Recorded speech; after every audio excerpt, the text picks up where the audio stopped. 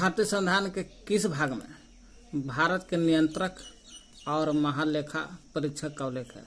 नियंत्रक और महालेखा परीक्षक को बोलता है कैग, CAG कैग, 148 अनुच्छेद में। कैग यानी कि भारत के नियंत्रक और महालेखा परीक्षक। कैग के जो है इसकी नियुक्ति कौन करता है? माने भारत नियंत्रक और महालेखा परीक्षक का हो या कैग का हो, कैग की नियुक्ति राष्ट्रपति करता है, राष्ट्रपति करता है। अभी वर्तमान में कैग के कौन है? कैग है तो संजय मिश्रा जी हैं। इनका कार्यकाल है, कैग का कार्यकाल कितना 6 बरस या 65 वर्ष होता है। 6 बरस या 65 वर्ष हो जाता वही कैग होता है इनका कार्यकाल, जो आर्टिकल 148 में कैग। भारतीय संविधान की प्रस्तावना के अनुसार हो रहा है। अंतिम शक्ति किसके हाथ में होता है? अंतिम शक्ति लोगों के द्वारा होता है। क्यों? भारत जो लोकतांत्रिक देश है, भारत क्या होता है? भारत लोकतांत्रिक देश है। यहाँ जनता के लिए, जनता के द्वारा, सब जनता के हो रहा है, इसलिए अंतिम शक्ति जनता के पास होता है, ऐसा प्रस्तावना में बोला गया है।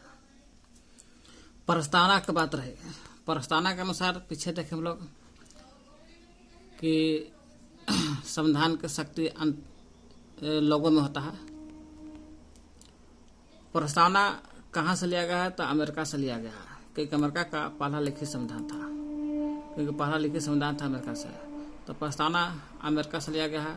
और किस भाषा में लिया गया है प्रस्तावना? तो ऑस्ट्रेलिया वाला। किस भाषा से ली गई है? तो ऑस्ट्रेलिया की भाषा है, ऑस्ट्रेलिया भाषा से लिया गया, ऑस्ट्रेलिया की भाषा से। पावर शक्ति का अंतिम कौन होता है? जनता लोगों द्वारा। प्रस्तावना के अनुसार अंतिम शक्ति का अंतिम स्रोत होता है जनता या लोगों के द्वारा, अंतिम शक्ति है। प्रस्तावना में ही लाया गया था 13 दिसंबर 1946 को। 13 दिसंबर 1946 को लाया गया था। संविधान सभा की तीसरा बैठक होता तो 13 दिसंबर 1946 को संविधान सभा का तीसरा बैठक होता। तीसरा बैठक हुआ तो पंडित जवाहरलाल नेहरू ने कहा कि उद्देश्य प्रस्ताव लेने थे। उद्देश्य प्रस्ताव 13 दिसंबर 1946 को संविधान के तीसरा बैठक में ले थे पंडित जवाहरलाल नेहरू। तो इस प्रकार भारतीय संविधान के प्रस्तावना के अनुसार अंतिम शक्ति लोगों के, जनता के हाथ में होता है। शक्ति के बात में पूछेगा तो ब्रिटेन से लिया गया। ब्रिटेन में संसदात्मक शक्ति लोकतंत्र है। तो इस प्रकार प्रस्तावना अमेरिका से लिया गया है, ऑस्ट्रेलिया की भाषा से ली गई है। ऑस्ट्रेलिया की भाषा से अंतिम शक्ति जनता के लोगों में होता है। 13 दिसंबर 1946 को तीसरा बैठक संविधान सभा के जो उद्देश्य प्रस्ताव पारित हुआ था। और संविधान का परिचय पत्र किसने कहा? प्रस्तावना जो है, प्रस्तावना क्या है? प्रस्तावना जो है संविधान का परिचय पत्र है, ऐसा N.A. पलकी वाला बोला था। पलकी वाला बोला था। तो संसद के बारे में देखिए, संसद पार्लियामेंट अनुच्छेद 79 में, आर्टिकल 79 में संसद है, कानून बनाती है। संसद क्या करता है? कानून बनाती है। कानून बनाने वाला उत्पादन है, फैक्ट्री कही है। संसद क्या करता है? कानून बनाने वाला फैक्ट्री है। संसद क्या है? कानून बनाने वाला फैक्ट्री है, ऐसा आर्टिकल 79 में बोला गया है ना। कानून बनाने के लिए फैक्ट्री है संसद, अनुच्छेद 79 में। भाग 1 में बोला गया है संघ के बारे में, यूनियन, संघ का मतलब कि भाग 1 में संघ है, अनुच्छेद 1 से लेकर 4 तक चलेगा। और संघ में भी राज्य और केंद्र शासित प्रदेश पहला भाग में है, जो राज्य और केंद्र शासित प्रदेश के बारे में चर्चा है। इसी के बारे में कानून बनाती है संसद।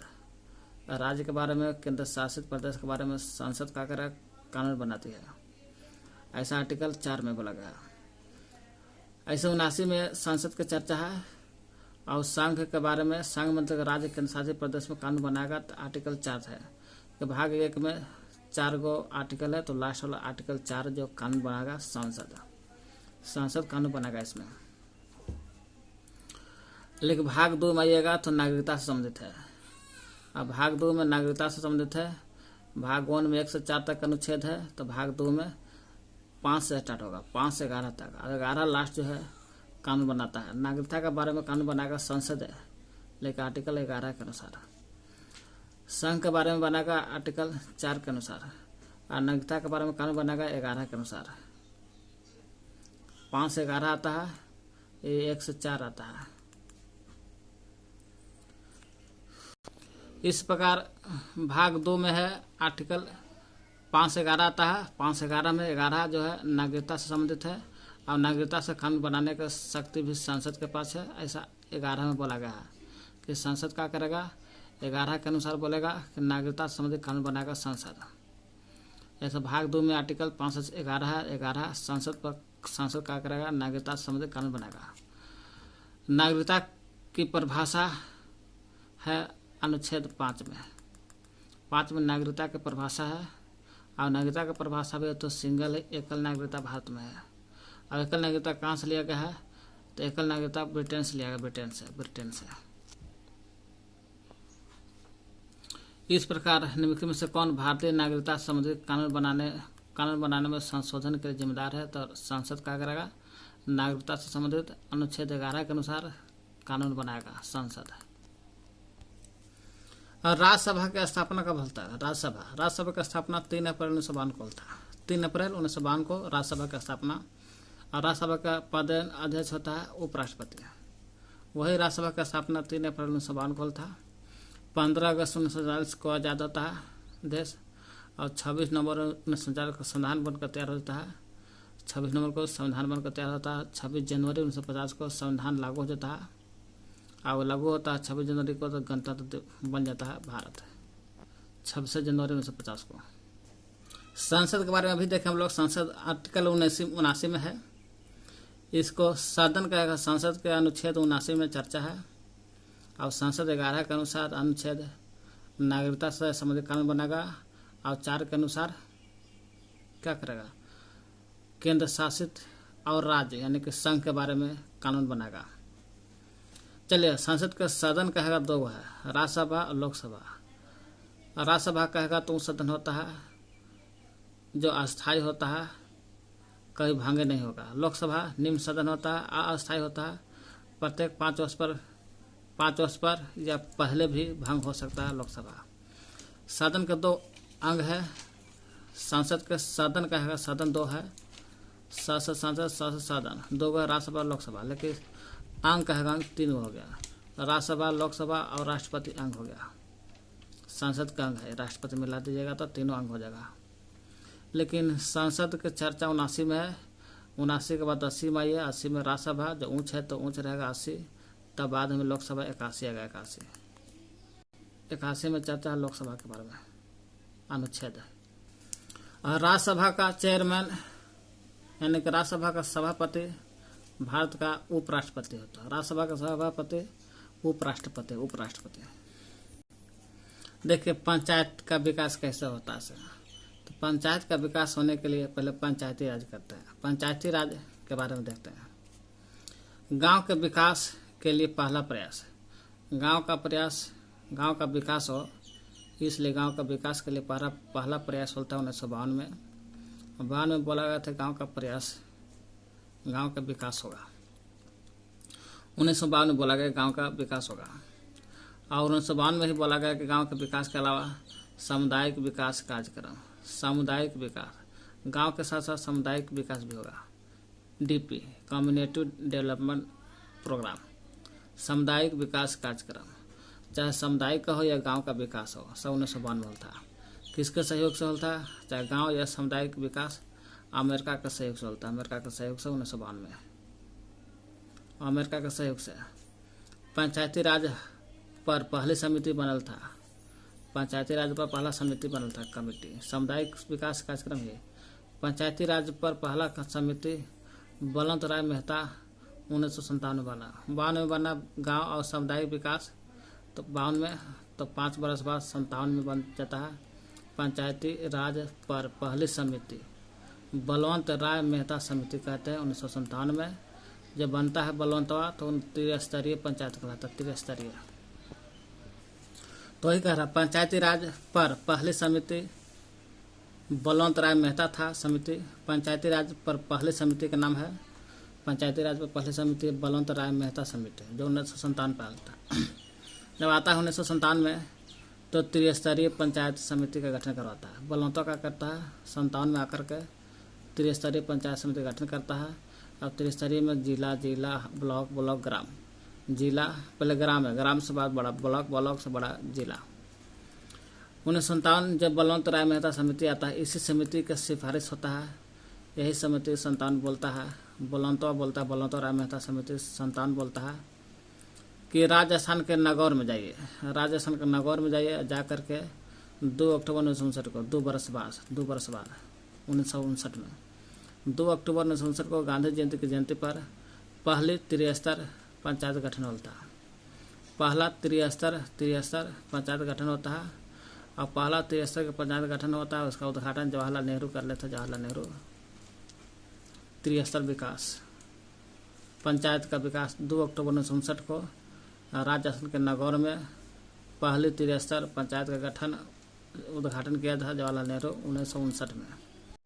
इस प्रकार की समिति ने पंचायती राज व्यवस्था की स्थापना का सिफारिश कर लेता। तो पंचायती राज व्यवस्था का सिफारिश कर लेता बलवंत राय मेहता समिति 1957 में था। 57 के आधार पर ही 1959 में 2 अक्टूबर को राजस्थान में त्रिस्तरीय पंचायत बनल था नागौर जिला में, जो पंडित जवाहरलाल नेहरू ने उद्घाटन किया था। इस प्रकार बलवंत राय मेहता पंचायत समिति का पहला समिति बलवंत राय मेहता 57 में आता है। 20 बरस बाद 77 में आता है। उस समय कांग्रेस की सरकार थी, अब कांग्रेस की सरकार हट जाता है। यानी कि पहले गैर कांग्रेसी प्रधानमंत्री मोरारजी देसाई थे, जो जनता पार्टी से आते हैं। मैंने पहला गैर कांग्रेसी मतलब कि बिना कांग्रेस के प्रधानमंत्री बनल थे मोरारजी देसाई जनता पार्टी से आते थे। 1977 में का किए 20 वर्ष बाद बलवंत राय मेहता पंचायती राज का पहला समिति था। दूसरा समिति आता है 20 वर्ष बाद 77 में अशोक मेहता समिति। बलवंत राय मेहता का था त्रिस्तरीय, लेकिन बोला था अशोक मेहता समिति के 2 स्तर पर पंचायत का गठन किया। और 2 स्तर पर कौन है, ये ग्राम काट देता है, ब्लॉक जिला रहने देता है। इससे दूसरी पंचायती राज था अशोक मेहता समिति, जो मोरारजी देसाई का समिति। यह था अब जवाहरलाल नेहरू के समय। बलवंत राय मेहता समिति 57 में, फिर 77 में अशोक से मेहता समिति आता है 2 स्तरीय वाला। फिर आता है आपको 1985-86 में आता है। 1985-86 में आता है लक्ष्मी मल सिंधवी समिति। लक्ष्मी मल सिंधवी समिति आता है। ये आता है राजीव गांधी के समय। पहला तो था बलवंत राय मेहता जवाहरलाल नेहरू के समय, दूसरा आता अशोक मेहता मोरारजी के समय, और लक्ष्मी मल सिंधवी आता है राजीव गांधी सबसे कम उम्र के थे प्रधानमंत्री, सबसे कम उम्र 1985-86 में। लक्ष्मी मल सिंधवी समिति 1985-86 में आता है। लक्ष्मी मल सिंधवी यह बलवंत राय मेहता समिति त्रिस्तरीय पंचायत का गठन के आधार पर आया था। इनका सिफारिश था, लक्ष्मी मल सिंधवी का सिफारिश था कि 73-74 संविधान संशोधन होता है। 73वां के बाद 74वां संविधान संशोधन 1992 में होता है। 73-74वां संविधान संशोधन होता है 1992 में। 92 में संशोधन होता है 73-74वां, और लागू होता है 24 अप्रैल 1993 को। साल भर के बाद लागू होता है। जब लागू होता है 24 अप्रैल 1993 को, तो 24 अप्रैल को राष्ट्रीय पंचायती राज दिवस मनाते हैं। राष्ट्रीय स्तर पर, अंतर्राष्ट्रीय नहीं, राष्ट्रीय पंचायती राज दिवस मनाते हैं 24 अप्रैल को।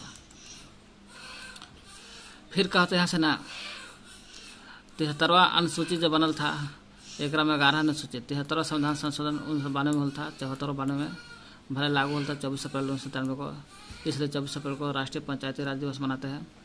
73वां संविधान संशोधन 1992 में हुआ तो 11 अनुसूची था। 11 अनुसूची था तो ग्राम पंचायत से था।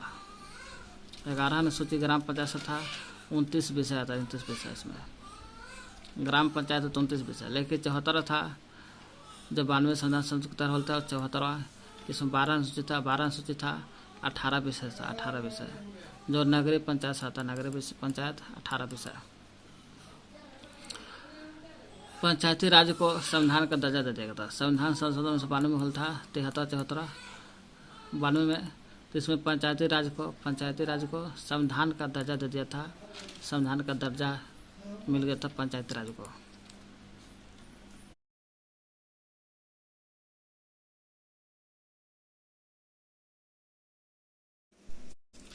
राष्ट्रपति और मंत्रिपरिषद दोनों के बीच में मीडिएटर का काम करता है प्रधानमंत्री।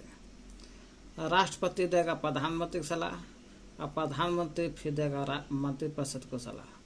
मंत्रिपरिषद प्रधानमंत्री को कहेगा सलाह और प्रधानमंत्री राष्ट्रपति को सलाह देगा। इस तरह से प्रधानमंत्री मीडिएटर का काम करता है। राष्ट्रपति और मंत्रिपरिषद दोनों के बीच में प्रधानमंत्री मीडिएटर का काम करता है, यानी कि संचार का माध्यम करता है। ऐसा मीडिएटर का काम करता है आर्टिकल अनुच्छेद 78 के सी में बोला गया है कि राष्ट्रपति प्रधानमंत्री परिषद दोनों के मीडिएटर का काम करेगा प्रधानमंत्री। 78 के सी में आर्टिकल। राष्ट्रपति की चर्चा 52 में है, 52 में राष्ट्रपति और मंत्रिपरिषद 74 में 78 में मीडिएटर काम करता है प्रधानमंत्री। 78 में प्रधानमंत्री राष्ट्रपति को सलाह देगा, लेकिन राष्ट्रपति एक बार पुनर्विचार के लिए प्रधानमंत्री को कह सकता है। वही प्रेसिडेंट राष्ट्रपति है ना, प्रधानमंत्री को सलाह को एक बार पुनर्विचार के लिए वापस दे सकता है। राष्ट्रपति प्रधानमंत्री को देगा एक बार पुनर्विचार करने के लिए। पुनर्विचार के बाद राष्ट्रपति उस बात को पुनर्विचार जैसे राष्ट्रपति दिया पुनर्विचार इसको, अब प्रधानमंत्री कहेगा नहीं हम तोरा काम करना ही है, तो इसलिए राष्ट्रपति बाध्य हो जाएगा प्रधानमंत्री की बात मानने के लिए। वही पुनर्विचार के बाद राष्ट्रपति क्या करेगा, बाध्य हो जाएगा प्रधानमंत्री की बात मानने के लिए। इस प्रकार कौन राष्ट्रपति और मंत्रिपरिषद के बीच संचार के माध्यम के रूप में कार्य करता है। राष्ट्रपति प्रधानमंत्री के बीच में प्रधानमंत्री जो था मीडिएटर का काम करता है। राष्ट्रपति अनुच्छेद 52 में है, प्रधानमंत्री का अनुच्छेद आर्टिकल 74 में है और 78 में दोनों के बीचवान काम करता है। 78 के सी में प्रधानमंत्री। अच्छा, प्रधानमंत्री मीडिएटर काम करता है 78 के सी में, लेकिन नियुक्ति कौन करता है, राष्ट्रपति नियुक्ति करेगा 75 के अनुच्छेद। प्रधानमंत्री की नियुक्ति 75 के अनुसार नियुक्ति राष्ट्रपति करेगा। यही प्रधानमंत्री या मुख्यमंत्री राज्य के नीति आयोग के पदेन अध्यक्ष होता है। नीति आयोग के पहले योजना आयोग था, अब नीति आयोग के पदेन अध्यक्ष प्रधानमंत्री और मुख्यमंत्री होता है। निम्नलिखित में से कौन सा राज्य है पंचायती राज व्यवस्था का पालन नहीं करता। पंचायती राज व्यवस्था का पालन नहीं करता, चलिए देखते हैं। तो इस प्रकार पंचायती राज व्यवस्था नहीं है तो NM², एन से नागालैंड, M² से मध्य मेघालय, एक और M से हो गया मिजोरम, मेघालय मिजोरम, एन से नागालैंड MN²। यही जो है पंचायती राज व्यवस्था यहाँ नहीं है। यहाँ तो है क्या, स्वशासी इकाई है। स्वशासी इकाई मतलब कि अपना शासन करने वाला इकाई है, इसलिए यहाँ पर पंचायती राज नहीं है। यानी कि ऑप्शन के अनुसार नागालैंड, मेघालय, मिजोरम मार दो, तो ऑप्शन के अनुसार मिजोरम होगा, मिजोरम है।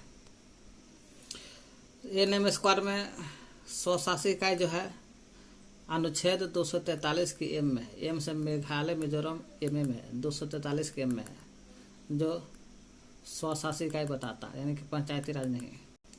निम्नलिखित में से किस निकाय को मौलिक अधिकार का संरक्षण बने गार्जियंट मौलिक अधिकार का संरक्षण माना जाता है। फंडामेंटल राइट्स के संरक्षण बने मौलिक अधिकार का संरक्षण जो है, मौलिक अधिकार 6 गो है, उसका संरक्षण कौन करता है, न्यायपालिका करता है। तो मौलिक अधिकार फंडामेंटल राइट अमेरिका से लिया गया है। भाग 3 में है मौलिक अधिकार। भाग 3 में 12 से 32, 12 से 35, 12 से 35, बीच में आता है 32 आर्टिकल। भाग 3 में 12 से 35 आर्टिकल है भाग 3 में, और आर्टिकल 32 में बोला गया है मौलिक अधिकार के संरक्षण के बारे में। मौलिक अधिकार के संरक्षण के बारे में 32 में चर्चा है। 32 को ही डॉक्टर भीमराव अम्बेडकर ने संविधान का हृदय माना। अनुच्छेद 32 को संविधान का हृदय और आत्मा कहा गया। कौन बोला? अम्बेडकर जी बोले। यही 32 में अमेरिका से लिया गया है मौलिक अधिकार की तरह न्यायिक पुनरावलोकन। न्यायिक पुनरावलोकन मतलब कि कोई भी न्याय दिया जा रहा है, गलत के सही दोबारा विचार कर सकते हैं। वही न्यायिक पुनरावलोकन की चर्चा 32 में है। अब 32 में ही 5 प्रकार के रिट जारी होता है, 5 प्रकार के, जो आगे पढ़ लीजिएगा। अब 32 में ही बोला गया है, सुप्रीम कोर्ट के सर्वोच्च न्यायालय को कहा गया है कि मौलिक अधिकार के संरक्षण करना है। मौलिक अधिकार का संरक्षण करने के लिए बात बोलता है सुप्रीम कोर्ट को 32 बोलता है। तो निम्नलिखित में से किस निकाय को मौलिक अधिकार का संरक्षण माना जाता है? तो सुप्रीम कोर्ट या हाई कोर्ट, सुप्रीम कोर्ट जो भी रहे, सब न्यायपालिका में आता है। न्यायपालिका ही मौलिक अधिकार का संरक्षण करता है। ये न्यायपालिका में सुप्रीम कोर्ट करता है मौलिक अधिकार का संरक्षण अनुच्छेद 32 के अनुसार, और हाई कोर्ट करता है, उच्च न्यायालय करेगा 226 के अनुसार। 226 के अनुसार मौलिक अधिकार के संरक्षण करेगा। दिल्ली की जो विधानसभा होता है वो केवल खाली जगह पर कानून बना सकते हैं। तो दिल्ली के जो विधानसभा जो है, भूमि पर, पुलिस पर, सार्वजनिक चीज पर विधानसभा पर केवल कानून नहीं बना सकता है। भूमि, पुलिस, सार्वजनिक चीज पर कानून नहीं बनेगा। तो बनाएगा कौन पर? तो 239 के डबल ए 239 के डबल ए में बोला गया है कि दिल्ली के जो विधानसभा होगा, शिक्षा, स्वास्थ्य, स्वास्थ्य, रहने के लिए बिजली चाहिए, बिजली, परिवहन चाहिए। शिक्षा, स्वास्थ्य, बिजली, परिवहन, ये सब चीज़ों पर है ना कानून बना सकता है। 239 के डबल ए के अनुसार बना सकता है। दिल्ली के विधानसभा बनेगा। दिल्ली में 69वां संशोधन हुआ था। 69वां संशोधन हुआ तो दिल्ली को राष्ट्रीय राजधानी क्षेत्र बना गया। 69वां संशोधन हुआ तब जाकर राष्ट्रीय राजधानी क्षेत्र माना गया। और यूएस यूनिटरी उन्हें संघ में आता है दिल्ली। तो एनआरसी दिल्ली 69वां संविधान संशोधन होता है, तब दिल्ली का राष्ट्रीय राजधानी क्षेत्र घोषित किया जाता है। 69वां संशोधन के तहत है। इस 69वां संशोधन में विधानसभा और लोकसभा के में बांट दिया जाता है। विधानसभा में 70 सीट, लोकसभा में 7 सीट। तो विधानसभा में 70 हो जाता है, जो 239 के डबल ए से शिक्षा, स्वास्थ्य, बिजली, परिवहन पर कानून बना सकता है। दिल्ली में विधानसभा के 70 सीट बनाएगा। दिल्ली में ही राष्ट्रपति भवन है। यही राष्ट्रपति भवन में मुगल गार्डन है। मुगल गार्डन है राष्ट्रपति भवन में। यही मुगल गार्डन का नाम चेंज करके अमृत उद्यान रखा गया। अमृत उद्यान कह रहा है निम्नलिखित में से कौन एक में है जो संविधान को भी और कानून को भी, संविधान और कानून दोनों को एक साथ बनाए रखने के शपथ लेता है। कौन जो है संविधान को भी और कानून को दोनों को बनाए रखने के शपथ लेता है? तो राज्य के राज्यपाल लेता है, देश के नहीं, राज्य के राज्यपाल है। संविधान और कानून को एक साथ बनाए रखने का शपथ लेता है राज्य के राज्यपाल है। राज्यपाल के बारे में चर्चा। राजा का नार्क, योग से साफ। राजा का नार्क है, योग से साफ हो जाता है। राजा का नार्क योग से साफ हो जाता है। राजा माने राज्यपाल के चर्चा है अनुच्छेद 153 में, आर्टिकल 153 में है राज्यपाल। अवकाश से होता है कार्यपालिका का शक्ति, वो 154 में है। राज्यपाल के जो कार्यपालिका का शक्ति है 154 में है, 154 में है, 53-54। फिर राज्यपाल के नार्क माने नियुक्ति कौन करेगा? तो नियुक्ति, राज्यपाल की नियुक्ति आर्टिकल 155 में है, 53-54-55 में राष्ट्रपति नियुक्ति करेगा। और राष्ट्रपति के प्रसाद पर्यंत बनल भी रहेगा 155 के अनुसार। योग नार्क माने कार्यकाल भी नाश हो गया, नियुक्ति कार्य, कार्य नाक है, नाक। कस हो गया कार्यपाल, कार्यकाल 156। 55 में राष्ट्रपति नियुक्ति करेगा, 56 में कार्यकाल है, 56 में कार्यकाल है। 56 के बाद 57 में योग है, योग, योग मैंने 57, 157 में योग। और 58 में सेवा शर्त, सेवा शर्त, योग्यता हो गया 57 में, सेवा शर्त हो गया 58 में, से हो गया सेवा शर्त, साप से हो गया शपथ, शपथ 159, शपथ लगा 159 में। ये राज्यपाल है, ये के चर्चा है सब। तो इस तरह से संविधान कानून को एक साथ बनाए रखने का काम करता है राज्य के राज्यपाल। इसकी नियुक्ति कौन करता है? 159 में लिखा गया राष्ट्रपति करता है। किस उच्च न्यायालय में सबसे अधिक पीठ है? पीठ मैंने बेंच। कौन सा हाई कोर्ट में सबसे अधिक पीठ है? तो गुवाहाटी उच्च न्यायालय में सबसे अधिक है। गुवाहाटी कहाँ पड़ता है? तो असम में है, दिसपुर में पड़ता है। सबसे ज़्यादा जज आपको लखनऊ में पड़ता है, लखनऊ में पड़ता है सबसे ज़्यादा। इलाहाबाद उच्च न्यायालय लखनऊ में पड़ता है, यहाँ पर सबसे ज़्यादा जज है। और पीठ होगा सबसे ज़्यादा गुवाहाटी में।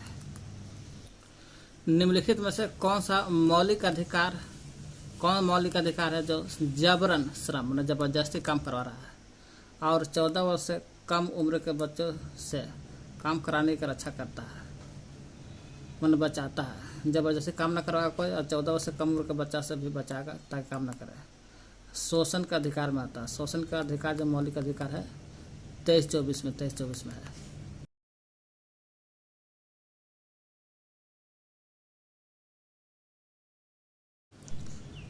मौलिक अधिकार में देखा जाए 26 जनवरी 1950 को लागू होता है। अब वर्तमान में देखते हैं 26 जनवरी 1950 में जब देश संविधान लागू होता उस समय 7 गो मौलिक अधिकार था। 7 गो में सब तो नाम जान ही रहे हैं। समानता का अधिकार 14 से 18 में, 14 से 18 सबके समानता का अधिकार। स्वतंत्रता का अधिकार में 19-22, 18 के बाद 19-22 स्वतंत्रता का अधिकार 19-22। शोषण के विरुद्ध 23-24 अभी देखे। शोषण के विरुद्ध 23-24। धार्मिक स्वतंत्रता का अधिकार 25-28। धार्मिक लगा तो 25-28। अल्पसंख्यक लग जाएगा, अल्पसंख्यक के हितों का संरक्षण करना चाहिए, ऐसा 29-30 में बोला गया है। अल्पसंख्यक वर्गों के हित के संरक्षण करना 29-30। संपत्ति का अधिकार उस समय था, अनुच्छेद 31 में लिखा गया था, लेकिन हट जाता है संपत्ति का अधिकार। लेकिन संवैधानिक उपचार अनुच्छेद 32 में जब वर्तमान में ये हटता है, संपत्ति का अधिकार 31 वाला हटता है तो बचता है 6 गो, सब वही रहेगा 6 गो। अब संपत्ति का अधिकार जो है अब कानूनी का अधिकार में आ जाता है 30 के ए में आ जाता है। 44वां संविधान संशोधन 1978 में हुआ था।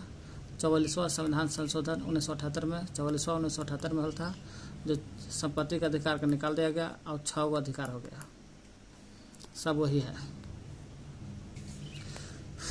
तो कौन सा मौलिक अधिकार जबरन श्रम और 14 वर्ष से कम उम्र के बच्चों को काम करने से रोकता है, रक्षा करता है? तो शोषण का अधिकार में आता है 23-24 जो बलात् और बाल से आता है, ये श्रम निषेध है। ये 23-24 इसी पर काम किया था, 23-24 पर काम किया था कैलाश मान्यार्थी नाम है, कैलाश मान्यार्थी जी। कैलाश मान्यार्थी जी ने 23-24 में शोषण के विरुद्ध पर काम किया। 23-24 में कैलाश मान्यार्थी, इसलिए बचपन बचाओ आंदोलन के नाम जानते हैं इनको। ये कैलाश मान्यार्थी ने क्या किया? 23-24 में पर काम करके बोला कि बचपन बचाओ आंदोलन, बचपन को बचा लेना है, आंदोलन चलाए थे कैलाश मान्यार्थी। इसलिए इनको कैलाश मान्यार्थी को बचपन बचाओ आंदोलन के कारण 2014 में नोबेल पुरस्कार मिलता है। 2014 में नोबेल पुरस्कार मिला कैलाश मान्यार्थी को।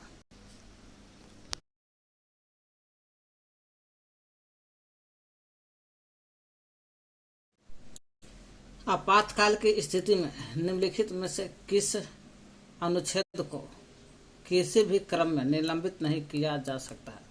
आपातकाल जब आएगा ना, उसको निलंबित नहीं करता है। किसको? तो अनुच्छेद 20-21 को। 20-21 जो है जीवन जीने का अधिकार में आता है, इसको आपातकाल में निलंबित नहीं कर सकते हैं, निलंबित नहीं कर सकते 2021 को।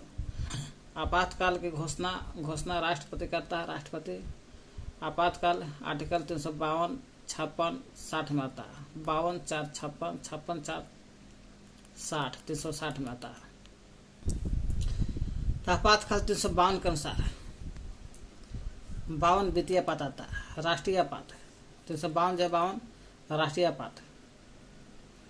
इसकी घोषणा राष्ट्रपति करता है। मौलिक अधिकार संबंधित है, तो मौलिक अधिकार में एक अनुच्छेद 19, अनुच्छेद 20-21, 19-20-21। 19 बोलता है 19 को निलंबित कर सकते हैं। सबसे पहले निलंबित 19 को होता है। घूमने फिरने बोलने की स्वतंत्रता 6 गो है, वो सब निलंबित होता है। आर्टिकल 358 के अनुसार बोलता है कि राष्ट्रीय आपात में सबसे पहले निलंबित आर्टिकल 19 से होता है। 358 के अनुसार आर्टिकल बोलता है कि राष्ट्रीय आपात होगा तो राष्ट्रीय आपात में सबसे पहले निलंबित आर्टिकल 19 होगा, ऐसा 358 के अनुसार। फिर किसी भी परिस्थिति में निलंबित नहीं होता है, ऐसा आर्टिकल 359 बोलता है। 58 तो बोलता है कि निलंबित होगा 19, लेकिन 59 बोलता है कि 20-21 निलंबित नहीं होगा मौलिक अधिकार से। निम्नलिखित में से कौन सा निकाय जो है राज्य विधानसभा का, राज्य विधानसभा है राज्य वाला, राज्य विधानसभा चुनाव आयोजित कराता है? देखिए, निर्वाचन आयोग, इलेक्शन कमीशन।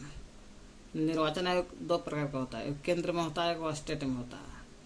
केंद्र में होता है तो आर्टिकल 324 के अनुसार होता है लोक निर्वाचन आयोग, और स्टेट में होता है एगो। और केंद्र में जो होता है, केंद्र में निर्वाचन आयोग का गठन 324 के अनुसार गठन होल था, जब पावर राष्ट्रपति के पास होल था। गठन जो कर लिया था राष्ट्रपति किया था कि निर्वाचन आयोग का गठन केंद्र में होगा 324 के अनुसार, तो निर्वाचन आयोग का गठन राष्ट्रपति किया था। जब केंद्र में निर्वाचन आयोग का गठन होल था तो लोकसभा और राज्यसभा और राज्य के विधानसभा और विधान परिषद दोनों, लोकसभा, विधानसभा, राज्यसभा और विधान परिषद तीनों का चुनाव केंद्रीय निर्वाचन आयोग करता है। और स्टेट लेवल पर आता है पंचायत संबंधी इलेक्शन होता है, पंचायत से संबंधित। इस प्रकार इनमें से कौन सा निकाय जो है राज्य विधानसभा का चुनाव आयोजित कराता है? तो भारत का चुनाव कराता है राज्य के विधानसभा का चुनाव। यूपी में स्टेट वाला में देखते हैं। यूपी राज्य में चुनाव जो होता है विधानसभा और पंचायती इलेक्शन। विधानसभा सबसे बड़ा विधानसभा यूपी वाला है। यूपी का विधानसभा में 403+1 सीट है, 403+1 सीट है विधानसभा में, इसलिए सबसे बड़ी विधानसभा यूपी वाला हो गया, क्योंकि 403+1 सबसे बड़ी विधानसभा यूपी हो गया। यूपी में सबसे ज़्यादा लोकसभा का सीट भी है, विधानसभा का तो सीट ही है, और विधानसभा का 403+1 है, लेकिन लोकसभा का सीट 80 सीट है, 80 सीट। पंचायत का इलेक्शन जो होता है वो राज्य चुनाव आयोग करता है 243 राज्य का चुनाव करता है, और 324 3 इधर ला देगा, 324 होगा केंद्र के इलेक्शन कमीशन कराता है चुनाव। खाली जगह संशोधन के तहत सिक्किम को भारत का अभिन्न अंग बनाया गया था। तो सिक्किम को भारत का अभिन्न अंग बनाया गया था 36वां संविधान संशोधन 1975 के तहत। उस समय इंदिरा गांधी के आपात काल चल रहा था। तो 35वां संविधान संशोधन होता है। 35वां के तहत सिक्किम को भारत का सह राज्य बनाया गया था। सह राज्य मतलब कि पूर्ण रूप से राज्य नहीं बनल था। 35वां के तहत सह राज्य, और 36वां 1975 के तहत पूर्ण राज्य होता, पूर्ण राज्य। एक पहले 1975 के पहले सिक्किम में चौगियाल वंश का शासन चलता था। चौगियाल वंश का शासन चलता था। किस देश ने दोहरे नागरिकता की नीति को स्वीकार करता है? तो अमेरिका में दोहरा नागरिकता है। भारत में नागरिकता अधिनियम बनल था 1955 में। भारत में बनल था नागरिकता अधिनियम 1955 में। जब बना 55 में एकल नागरिकता बनल था। भाग दो में है। जो 5 से 11 आर्टिकल है, अनुच्छेद 5 से 11 में आता है नागरिकता। एकल नागरिकता भारत में है जो ब्रिटेन से लिया गया है। एकल नागरिकता ब्रिटेन से लिया गया है। नागरिकता संबंधित कानून बनाने का अधिकार संसद को है। संसद 11 अनुच्छेद में बोलता है कि नागरिकता से संबंधित कानून बनाने का अधिकार संसद के पास है। अनुच्छेद 11 में है। भारतीय संविधान के जो पन्ना था, उस पन्ना को सजाया था कौन? तो भारतीय संविधान के पन्ना को सजाने वाला था नंदलाल बोस। नंदलाल बोस। ये भारतीय संविधान के पन्ना को सजाया था नंदलाल बोस। संविधान के पेज को सजाया नंदलाल बोस। अम्बेडकर जी बाबा साहब के नाम जानते हैं। आधुनिक मनु प्राक्कलन समिति के अध्यक्ष थे अम्बेडकर जी। संविधान के पन्ना को सजाया था नंदलाल बोस। जो संविधान के पन्ना जो है, संविधान में पेज पन्ना 251 पन्ना है। प्रेम बिहारी नारायण है ना, रायजादा, प्रेम बिहारी नारायण रायजादा जो थे, ये संविधान को लिखला था। संविधान को लिखे थे और इटालियन भाषा में लिखे थे, है ना। संविधान मूल रूप से किस भाषा में लिखा गया था? इटालियन भाषा में, जो इंग्लिश है तो इंग्लिश। तो प्रेम बिहारी नारायण रायजादा इटालियन भाषा में, इंग्लिश भाषा में लिखे थे संविधान को मूल रूप से यही प्रेम बिहारी नारायण रायजादा ने। तो प्रेम बिहारी नारायण रायजादा ने इटालियन में लिखे थे, इटालियन में, वो भी इंग्लिश भाषा में लिखे थे संविधान को मूल रूप से यही इंग्लिश भाषा में लिखे थे। प्रेम बिहारी नारायण रायजादा ने संविधान को लिखे थे। पार्लियामेंट सेशन, मतलब संसद के जब सेशन चलेगा, संसद का सेशन मतलब संसद के सत्र चलेगा, उस समय बैठक होगा, उसमें भाग ले सकता है लेकिन वोट नहीं डाल सकता। कौन है? तो आर्टिकल 76 के अनुसार भारत का महान्यवादी जो है 76 के अनुसार संसद के सत्र में भाग लेगा, बैठक में भाग लेगा, लेकिन वोट नहीं डालेगा।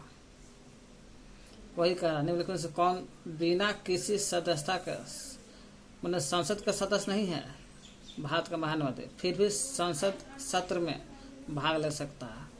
तो कौन है भारत का महान्यवादी? सब भारत का अटॉर्नी जनरल कहो,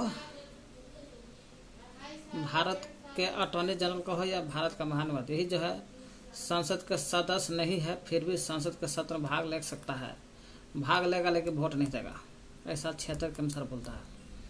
तो अटॉर्नी जनरल को कौन चुनेगा? महान्यवादी को कौन चुनेगा? तो राष्ट्रपति नियुक्ति करता। राष्ट्रपति सरकार के वकील की तरह काम करता, सरकार के वकील है महान्यवादी। यही महान्यवादी जो है, यह अटॉर्नी जनरल जो है, ये सबसे बड़ा कानूनी वकील है। सरकार का वकील है तो सबसे बड़ा कानूनी वकील भी हो गया, या सबसे बड़ा कानूनी अधिकार भी कह सकते हैं, अधिकारी। देखिए भारत का अटॉर्नी जनरल देखे 76 के अनुसार संसद सत्र में भाग ले सकता है, बैठक में भाग ले सकता है, लेकिन वोट नहीं डालेगा, है ना। भारत का महान्यवादी कहिए या अटॉर्नी जनरल कहिए, इसकी नियुक्ति राष्ट्रपति करता है। सबसे बड़ा कानूनी अधिकार है, वकील है, सरकार का वकील भी कह सकते हैं। सीएज आर्टिकल 148 के अनुसार होता है। भारत के राष्ट्रपति 52 के अनुसार, और मुख्य न्यायाधीश 124 के अनुसार। खाली जगह राज्यों के अधिकतम संख्या को नियंत्रित करता है। ऐसे राज्य गुवाहाटी हाई कोर्ट में सबसे बड़ा, Guwahati high court high court बड़ा है, तो गुवाहाटी वाला हाई कोर्ट सबसे बड़ा है, इसलिए गुवाहाटी हाई कोर्ट सबसे बड़ा है। लेकिन ऑप्शन के अनुसार मुंबई हाई कोर्ट मानना है। मुंबई हाई कोर्ट जो है राज्यों की अधिकतम संख्या को नियंत्रित करता है, मुंबई हाई कोर्ट। ऐसे तो गुवाहाटी है, लेकिन ऑप्शन में नहीं दिया तो मुंबई मारो। फिर राज्यों के मुख्यमंत्री इसके सदस्य होता है। राज्य के मुख्यमंत्री किसके सदस्य होता है? तो राज्य के मुख्यमंत्री जो होते हैं वित्त आयोग के तो नहीं होते, नीति आयोग के होता है, नीति आयोग का सदस्य होता है। मुख्यमंत्री का हो या प्रधानमंत्री होता है, दोनों नीति आयोग का सदस्य होते हैं।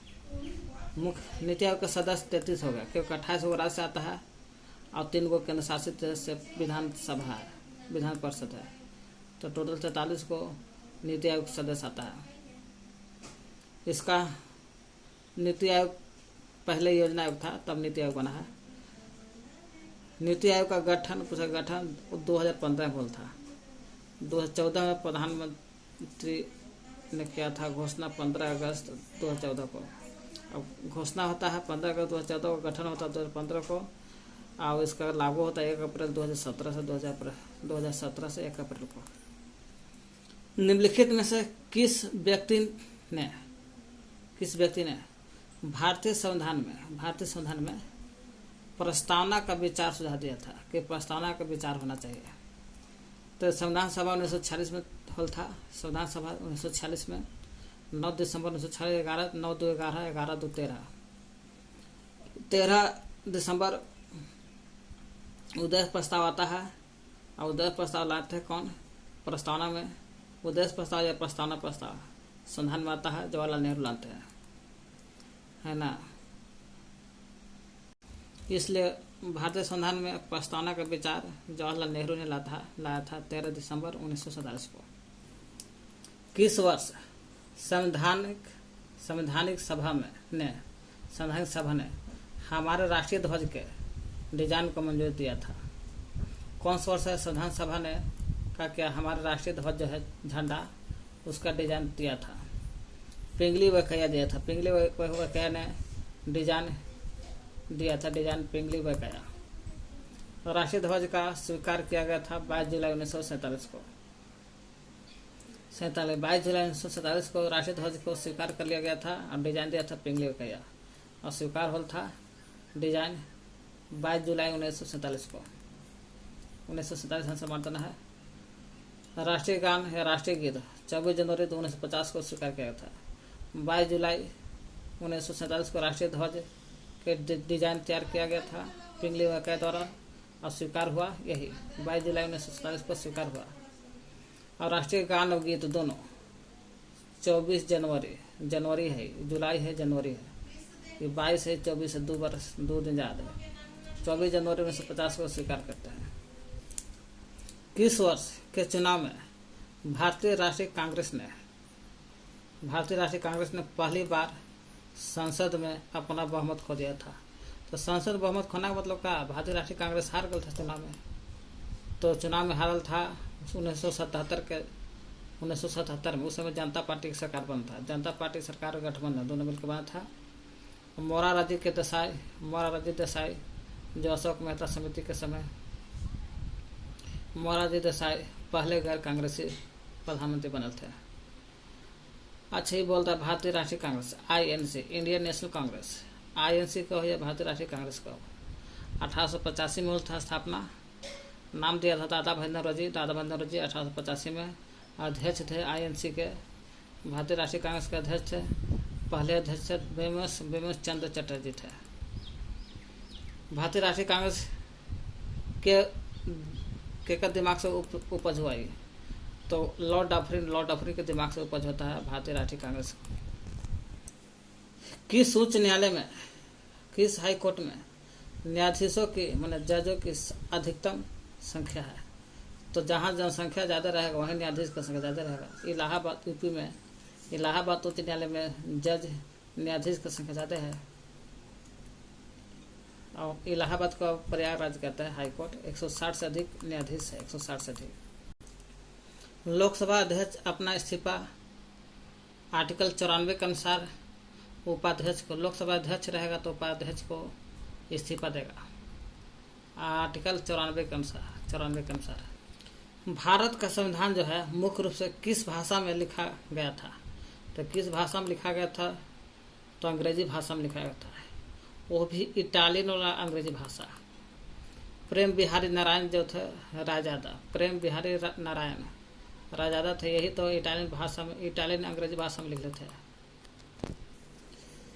भारतीय संविधान जो है किस आधार पर अल्पसंख्यकों के अनुपात को मान्यता देता है? अल्पसंख्यक का जो अनुपात है, अल्पसंख्यक का अनुपात का मान्यता देता है किस आधार पर? तो संविधान में लिखल गया है कि धार्मिक और भाषा दो के आधार पर अल्पसंख्यकों को अनुपात में बांटा गया है। धार्मिक भाषा, धार्मिक में 6 प्रकार और भाषा भी है, तो धार्मिक मानना है सर, भाषा नहीं दिया है तो धार्मिक मानो। खाली जगह के अनुसार राष्ट्रपति को सर्वोच्च न्यायालय से सलाह लेने का अधिकार। राष्ट्रपति क्या करेगा? सुप्रीम कोर्ट दिल्ली से सलाह ले सकता है। किस के अनुसार? राष्ट्रपति क्या करेगा? सुप्रीम कोर्ट दिल्ली से सलाह लेगा, तो सलाह लेने का अधिकार है अनुच्छेद 143।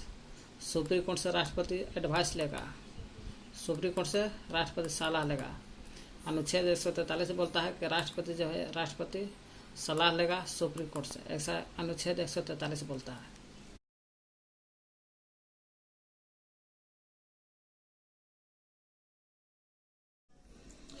किसी राज्य के राज्यपाल की सेवानिवृत्ति की आयु क्या है? राज्यपाल के सेवानिवृत्ति की आयु का कोई आयु नहीं होता है। इसका राज्यपाल बनने के लिए कोई आयु नहीं होता है, कोई आयु नहीं।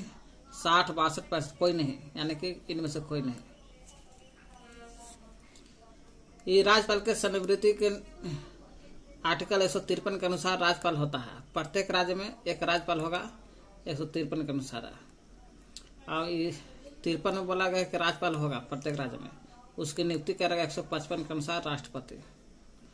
153 के अनुसार राज्यपाल बनेगा और राज्यपाल की नियुक्ति करेगा 55 के अनुसार राष्ट्रपति करेगा। कर्नाटक ने क्या किया? कर्नाटक ने वर्ष 1956 में एकीकरण हुआ था। कर्नाटक का एकीकरण 1956 में हुआ था। 1956 में हुआ था। 1956 में ही एक बात है, 1953 में फजल अली आयोग आता है। 56 के पहले 3 वर्ष पहले 1953 में फजल अली आयोग आता है। यही फजल अली के आयोग के 1953 के तहत 7वां संविधान संशोधन होता था 1956 में। जब 7वां संविधान संशोधन होता 1956 में, तो 56 में 1956 में, तो उस समय राज्य पुनर्गठन अधिनियम बनल था। राज्य पुनर्गठन अधिनियम जब बना तो उसमें 14 गो राज्य बनल था और 6 गो केंद्र शासित प्रदेश बनल था। 14 गो राज्य, 6 गो केंद्र शासित प्रदेश। वही 14 में एक कर्नाटक भी आता है। वही 1953 में होता था फजल अली आयोग। पीछे देखे 53 में फजल अली आयोग होता था। फजल अली आयोग 1953 में। 53 में आंध्र प्रदेश का पुनर्गठन होता था। आंध्र प्रदेश का पुनर्गठन भाषा के आधार पर होता था। भाषा के आधार पर तेलुगु भाषा बनल था। राज्य वाला माना स्टेट वाला पीएससी, जैसे बिहार है तो बिहार में पीएससी, यूपीएससी होता ना है। राज्य पीएससी अपने रिपोर्ट किसको सौंपता है? तो राज्य जो है अपना पीएससी अपने रिपोर्ट राज्यपाल को सौंपता है। राज्य में राज्यपाल होगा। अगर राज्य में राज्यपाल को सौंपता है राज्य पीएससी, और संघ में रहेगा तो राष्ट्रपति को यूपीएससी जो संघ में होता है वो राष्ट्रपति को सौंपेगा। बजट से संबंधित है। कौन सा अनुच्छेद बजट से? तो बजट 112 से है। 112 से है एनुअल फाइनेंशियल स्टेटमेंट। एनुअल मैंने वार्षिक, फाइनेंशियल वित्तीय स्टेटमेंट विवरण, वार्षिक वित्तीय विवरण 112 से है जो बजट से है। तो बजट से संबंधित है वार्षिक वित्तीय विवरण अनुच्छेद 112 है। अनुच्छेद 112 10 जो है 110 धान विधेयक से है, और 12 बजट से है, और 117 जो है 117 वित्त विधेयक। धान विधेयक 110, वित्त लग जाए वित्त, तो वित्त विधेयक होगा 117, और 12 बजट से बजट। नीति आयोग का अध्यक्ष प्रधानमंत्री होता है। ये प्रधानमंत्री की नियुक्ति अनुच्छेद 75 में लिखल गया है कि प्रधानमंत्री की नियुक्ति राष्ट्रपति करेगा। 75 में प्रधानमंत्री की नियुक्ति राष्ट्रपति करेगा। 75 में है। भारत में संवैधानिक सभा के संवैधानिक सलाहकार कि संविधान सभा बनाना चाहे, ऐसा संवैधानिक सलाहकार, संविधान के अनुसार सलाहकार कौन दिए थे? तो BN राव दिए थे। BN राव को संवैधानिक सलाहकार माना जाता है। BN राव और डॉक्टर राजेंद्र प्रसाद तो अस्थायी अध्यक्ष थे, और अम्बेडकर जी ड्राफ्टिंग कमेटी के अध्यक्ष थे। ड्राफ्टिंग ने प्रारूप समिति के अध्यक्ष थे। संवैधानिक सलाहकार BN राव। भारत के मुख्य न्यायाधीश के अनुपस्थिति में राष्ट्रपति की नियुक्ति कौन करता है? देखिए, राष्ट्रपति की नियुक्ति कोई नहीं करता है। राष्ट्रपति नियुक्ति नहीं होता, राष्ट्रपति निर्वाचित होता है। भले राज्यपाल नियुक्ति हो जाता है राष्ट्रपति के द्वारा, राज्यपाल की नियुक्ति होता है, लेकिन राष्ट्रपति की नियुक्ति नहीं होता है। राष्ट्रपति निर्वाचित होता है, वो भी अप्रत्यक्ष रूप से निर्वाचित। भारतीय संविधान में कुल कितना शब्द है? तो संविधान में कुल शब्दों की संख्या पूछेगा तो 3 2 5 1,17,369। 1,17,369 शब्द है। पेज 251 है। खाली जगह। भारत के अटॉर्नी जनरल का सहायक कौन होता है? भारत के जो अटॉर्नी जनरल मतलब कि भारत का महान्यायवादी के सहायक।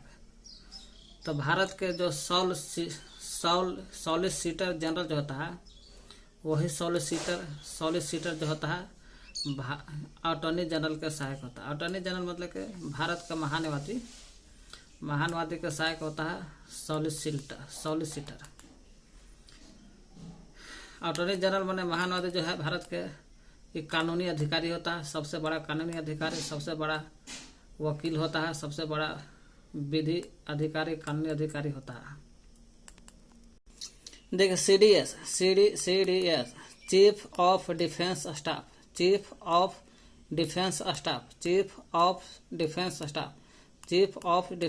CDS के सेवानिवृत्ति की आयु क्या है? तो 65 वर्ष का 65 वर्ष मार देना है। देखिए केंद्र शासित प्रदेश 8 हुआ है। 8 गो में केंद्र शासित प्रदेश है। दिल्ली, पुदुचेरी, जम्मू कश्मीर में विधानसभा होता है। दिल्ली, पुदुचेरी, जम्मू कश्मीर में, अन्य केंद्र शासित प्रदेश में नहीं होता है। क्वेश्चन है केंद्र शासित प्रदेश अपने प्रतिनिधि राज्यसभा में भेजते हैं? मैंने केंद्र शासित प्रदेश जो है अपना प्रतिनिधि राज्यसभा में भेजते हैं? तो नहीं, यही आंसर है, नहीं भेजता है। केंद्र शासित प्रदेश राज्यसभा में पहले भेजेगा? नहीं भेजता है। दिल्ली, पुदुचेरी, जम्मू कश्मीर विधानसभा है। लोकसभा में स्पीकर मैंने लोकसभा के अध्यक्ष के वोट को कहा जाता है, क्या कहते हैं? लोकसभा में जब लोकसभा के वोट आता है, मतलब स्पीकर के वोट आता है, लोकसभा के अध्यक्ष के वोट आता है लोकसभा में, तो वोट डालना कहते हैं। वोट डालता है कब? जब निर्णायक मत होता है तब वोट डालता है। मिजोरम राज्य किस अनुच्छेद के अंतर्गत विशेष प्रावधान है? मिजोरम राज्य को विशेष प्रावधान मिला है किस अनुच्छेद? अनुच्छेद 71 371 के जी के अनुसार। 371 के जी है, जी से मिजोरम मिजोरम 371। आर्टिकल 371 जम्मू कश्मीर का था, लेकिन अब नहीं, अब डिलीट हो गया। तो यही आंसर है।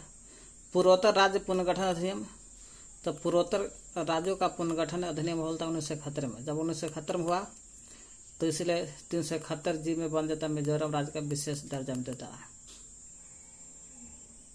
इसलिए पूर्वोत्तर राज्य पुनर्गठन अधिनियम 1971। केंद्र राज्य का संबंध, केंद्र और राज्य दोनों का संबंध किस अनुसूची से है? 7वां अनुसूची से है। केंद्र राज्य दोनों 7वां साथ है। केंद्र राज्य जो है इसका संबंध 7वीं अनुसूची से है। अनुसूची को शेड्यूल बोलते हैं। 7वीं अनुसूची से है। 7वीं अनुसूची में केंद्र राज्य के बीच में विषय का बंटवारा करता है। विषय का बंटवारा है जैसे संघ सूची, राज्य सूची, समवर्ती सूची। संघ केंद्र सरकार, राज्य सूची राज्य और समवर्ती दोनों कानून बनाता है। तो 7वीं हो गया केंद्र राज्य सूची से में आता है, और 7वां हो गया, और 8वां हो गया भाषा से। 8वां भाषा से नावा हो गया, नावा भूमि सुधार से 9वीं अनुसूची है। निम्नलिखित में से किसने प्रस्तावना में, जो प्रस्तावना 13 दिसंबर 1947 को था, पंडित जवाहरलाल नेहरू द्वारा प्रस्तावित हुआ था उद्देश्य प्रस्ताव के साथ, उस प्रस्तावना में समाजवादी और धर्मनिरपेक्ष शब्द को शामिल करने का विरोध किया था। कहा कि प्रस्तावना में समाजवादी और धर्मनिरपेक्ष शब्दों को शामिल करने का विरोध किया था। समाजवादी और धर्मनिरपेक्ष शामिल न हो प्रस्तावना में, इसका विरोध किए थे अम्बेडकर जी। तो आधुनिक मनु कहते हैं अम्बेडकर जी को। भारत में अगर राष्ट्रपति नहीं, उपराष्ट्रपति के चुनाव से संबंधित विवाद होता है, वो विवाद का निर्णय कौन करता है? तो उपराष्ट्रपति के चुनाव होगा, उस चुनाव में विवाद होता है तो उसका निर्णय सुप्रीम कोर्ट करता है। दिल्ली में बैठे सुप्रीम कोर्ट वही करता है। 124 में बोला गया है कि सुप्रीम कोर्ट के चर्चा 124 में है। चुनाव आयोग 324 में है, चुनाव आयोग 324 में है, चुनाव आयोग 324 में है। और 243 में हो गया राज्य चुनाव आयोग। 3 इधर दीजिएगा तो 243 हो जाएगा, तो राज्य चुनाव आयोग। 3 इधर है, 324 हो जाएगा, तो केंद्र वाला चुनाव आयोग। सुप्रीम कोर्ट 124, लोकसभा अध्यक्ष 93 में, लोकसभा अध्यक्ष की चर्चा 93 में अनुच्छेद है। राष्ट्रपति 52 में, राष्ट्रपति 52 में।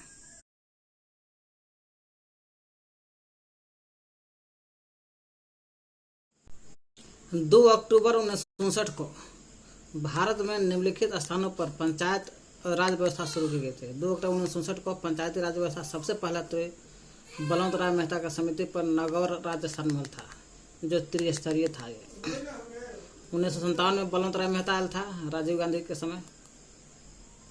कौन थे जी, देख लीजिए कौन था, जवाहरलाल नेहरू थे, देख लीजिएगा। इसी के सिफारिश पर 57 की सिफारिश 2 अक्टूबर 1959 को राजस्थान के नवगढ़ जिला में पंचायती राज व्यवस्था पहला तो हल था। यही नगौर जो है पशुओं का मेला है, लगता है, पर पशुओं का मेला लगता है नगौर में। निम्नलिखित में से कौन सा निकाय, मैंने बॉडी प्रकृति में नेचर, बॉडी नेचर, कौन सा निकाय जो है प्रकृति में न तो संवैधानिक है और न ही वैधानिक है, न संविधान के अनुसार है, न वैधानिक है, न लीगल है? वित्त आयोग तो है, ये 280 में चर्चा है वित्त आयोग, इस संविधान में लिखना ही है वित्त आयोग। केंद्रीय जांच ब्यूरो CBI है, ये है। संघ लोक सेवा आयोग UPSC BPSC है, ये है 315 में अनुच्छेद में। तो यही तो है राष्ट्रीय हरित न्यायाधिकरण नहीं है, राष्ट्रीय हरित न्यायाधिकरण नहीं है, यही NGT नहीं है। ये राष्ट्रीय हरित न्यायाधिकरण जो है अर्ध न्यायिक संस्था है, जिसका मुख्यालय नई दिल्ली में है। राष्ट्रीय हरित न्यायाधिकरण न संवैधानिक न वैधानिक है, जिसका मुख्यालय नई दिल्ली में है।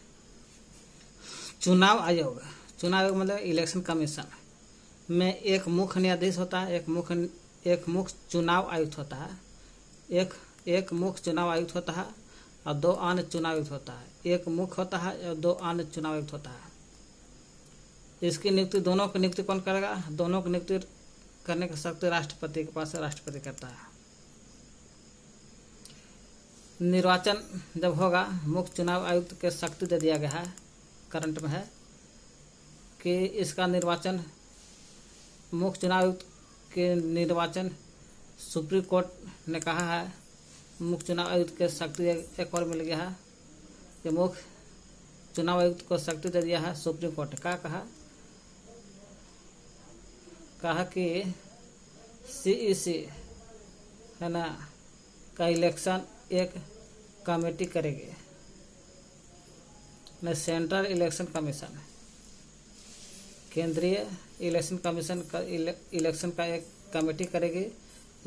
इस कमेटी में PM CJI है ना, CJI और विपक्ष का नेता होगा। इसमें निम्नलिखित में से कौन सा मंत्रालय जो है केंद्रीय जांच ब्यूरो मैंने CBI केंद्रीय जांच ब्यूरो से जुड़ा है? तो CBI तो जाहिर सी बात है गृह मंत्रालय में आता है, गृह मंत्रालय से आता है। केंद्र में आंतरिक सुरक्षा का काम कौन करता है? गृह मंत्रालय। अब गृह मंत्रालय जो आंतरिक सुरक्षा का काम करता है, इसलिए अमित शाह है गृह मंत्रालय। अब बिहार में गृह मंत्रालय का भाग लिया है सम्राट चौधरी। अनुच्छेद खाली जगह के अनुसार राज्य परिषद कहो या राज्य विधान परिषद कहो, राज्य विधान परिषद का गठन भी हो सकता है, समाप्त भी किया जा सकता है। किस अनुच्छेद के तहत राज्य विधान परिषद का गठन और समाप्त होगा? तो 169 के तहत विधान परिषद लेजिस्लेटिव काउंसिल, विधान परिषद 169 के तहत गठन भी होगा, समाप्त भी होगा। राज्य चाहे तो विधान परिषद का उत्साधन भी कर सकता है, उत्साधन में जुड़ा हुआ, और सृजन भी कर सकते हैं। मैंने उत्साधन में खत्म भी कर सकता है और सृजन में जोड़ भी सकता है। वही राज्य विधान परिषद का गठन और समाप्त होना 169 के तहत 169 के तहत होगा। गठन करने की शक्ति है विधान परिषद का गठन अनुच्छेद 171 के तहत गठन होगा। 171 के तहत गठन होगा, 2 घटाइएगा तो 169। 69 में गठन भी होगा, समाप्त भी हो सकता है विधान परिषद। गलती हो, गठन नहीं समाप्त करने का बात है। तो राज्य विधान परिषद का समाप्त होगा 169 के तहत, 169 के तहत समाप्त होगा और 71 के तहत गठन होगा जी, ठीक ना, सुधार लीजिएगा। भारत में कानूनी संप्रभुता निहित है, किसमें? भारत में बात हो रहा है कानूनी संप्रभुता निहित है। संप्रभुता माने अपना निर्णय खुद से लेना। तो अपना निर्णय तो संविधान से लेता है, संविधान में जो लिखा रहता है उसी के अनुसार निर्णय लेता है। वही हो गया कानूनी संप्रभुता किसमें है? जो स्वयं से निर्णय लेता है, तो संविधान में होता है। तो संविधान में लिखल है कानूनी संप्रभुता। संविधान में, संविधान दिवस 26 नवंबर को, क्योंकि इस समय लिखा गया था 26 नवंबर को संविधान दिवस, और 26 जनवरी को लागू होता संविधान। तो भारत में कानूनी संप्रभुता मैंने कहा होता है अपना निर्णय बिना किसी बाह्य दबाव के स्वयं लेना, स्वयं निर्णय लेना कोई भी बात को। वो है संविधान में लिखा गया, जो 26 नवंबर को संविधान दिवस मनाते हैं। राष्ट्रपति 52 में है, न्यायपालिका के सुप्रीम कोर्ट है 124 है, संसद 79 में चर्चा है अनुच्छेद में। स्वतंत्र भारत की चर्चा है, जब देश आजाद होता तब पहला हेल्थ मंत्री माने स्वास्थ्य मंत्री कौन थे? तो पहला स्वास्थ्य मंत्री स्वस्थ रहना है तो अमृत होना चाहिए, अमृत कौर। राजकुमारी अमृत कौर थी, तब इसका राजकुमारी क्यों होता है? जबकि स्वस्थ थी, राजकुमारी अमृति कौर स्वस्थ होने का अमृत थी, इसलिए स्वास्थ्य मंत्री पहला थे। पहला स्वास्थ्य मंत्री थे देश आजाद होने के बाद राजकुमारी अमृता कौर। मौलाना अबुल कलाम आजाद पहले शिक्षा मंत्री थे। ये अब्दुल कलाम नहीं है, मौलाना वाला अब्दुल कलाम आजाद पहले शिक्षा मंत्री। सरदार वल्लभ भाई पटेल पहला गृह मंत्री, पहले होम मिनिस्टर बने, गृह मंत्री थे। विजय लक्ष्मी पंडित जो जवाहरलाल नेहरू के बेटी थी, सिस्टर बोलो, जवाहरलाल नेहरू की सिस्टर थी ये विजय लक्ष्मी पंडित। संयुक्त राष्ट्र महासभा में शामिल पहला इंडियन महिला 1953 में थी, 53 में। लोकसभा के पहला अध्यक्ष कौन थे? तो लोकसभा का पहला अध्यक्ष स्पीकर थे आपको जीवी मालवंकर थे लोकसभा का पहला अध्यक्ष। इनको हटाने का प्रक्रिया चल रहा है, आर्टिकल 94 से पता चल रहा है कि लोकसभा के अध्यक्ष को हटाने की प्रक्रिया है। वर्तमान में लोकसभा के अध्यक्ष कौन थे? ओम बिरला जी। तो पहला लोकसभा के अध्यक्ष थे जीवी मालवंकर, और पहली महिला में राज्यपाल थी सरोजिनी नायडू। राष्ट्रपति का अध्यादेश, जब राष्ट्रपति आदेश देता है उस आदेश 6 महीने तक लागू रहता है जी। राष्ट्रपति जब आदेश दे दिया तो 6 महीने तक लागू होगा, 6 महीने तक लागू होता है। आदेश जारी करने की शक्ति जो है केंद्र में राष्ट्रपति होता है, जो 6 महीने तक होता है, और राज्य में राज्यपाल करता है। राज्य में आदेश राज्यपाल करता है, और राज्यपाल की नियुक्ति होता है राष्ट्रपति के द्वारा। जब केंद्र में आदेश जारी करता है राष्ट्रपति तो 1, 2, 3 अनुच्छेद के तहत है, 1, 2, 3, और इसको 1 को बीच में डाल दीजिए तो 213 हो जाएगा। 213 हो जाएगा, राज्य में राज्यपाल आदेश जारी करेगा 213। राष्ट्रपति जब आदेश जारी करता है केंद्र में तो 1, 2, 3 के तहत है, लेकिन सुप्रीम कोर्ट में 1, 2, 4 होता है। राज्य में राज्यपाल करता आदेश 213, एक बीच में आता है तो 213 होता है, तो हाई कोर्ट आ जाता है तो 214 होता है। तो इसलिए देखिए न्यायालय कोर्ट। संघ केंद्र में होता है, संघ माने यूनियन माने यूनियन माने संघ। सुप्रीम कोर्ट का गठन 124 के तहत 1, 2 तो 4 है ना, 1, 2, 4। और राज्य में होता है उच्च न्यायालय का गठन, तो 1 को बीच में डाल दीजिएगा, 214 जैसे राज्य में राज्यपाल आदेश दे रहा था 213 के तहत, यहाँ 214 है। केंद्र में राष्ट्रपति आदेश दे रहा था 123 के तहत, ये हो 124 के तहत। सुप्रीम कोर्ट 124, हाई कोर्ट 214 का गठन हुआ। मीरा कुमार थी लोकसभा अध्यक्ष, लेकिन महिला में प्रथम लोकसभा अध्यक्ष मीरा कुमार, और पुरुष में जीवी मालवंकर थे। देखिए लेजिस्लेटिव माने विधानमंडल में प्रयोग की जाने वाली भाषा। तो विधानमंडल में प्रयोग की जाने वाली भाषा एक केंद्र में होता है, विधानमंडल बनता है केंद्र में, जो विधानमंडल बनता है उसका नाम है संसद, पार्लियामेंट। और राज्य में जब विधानमंडल बनता है विधानमंडल कहते हैं उसको, विधानमंडल। संसद में आता है, केंद्रीय में आता है विधानमंडल, संसद। तो इसमें हम लोग जब भाषा का प्रयोग करेंगे अनुच्छेद 120 के तहत 120 के तहत, यही एक को यहाँ डाल देंगे 210 यानी कि 210, 120 और 210। तो राज्य में विधानमंडल में बोले जाने वाला भाषा होता है वो 210 के अनुच्छेद के अनुसार होता है, 120, 210।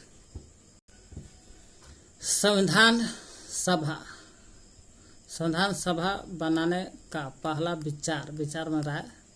तो विचार में राय किसके द्वारा दिएगा, तो राय जी है, उसका नाम है एम एन राय। संविधान सभा बनाने का पहला विचार मैंने पहला राय दिए थे राय जी, यानी कि एम एन राय 1934 में दिए थे।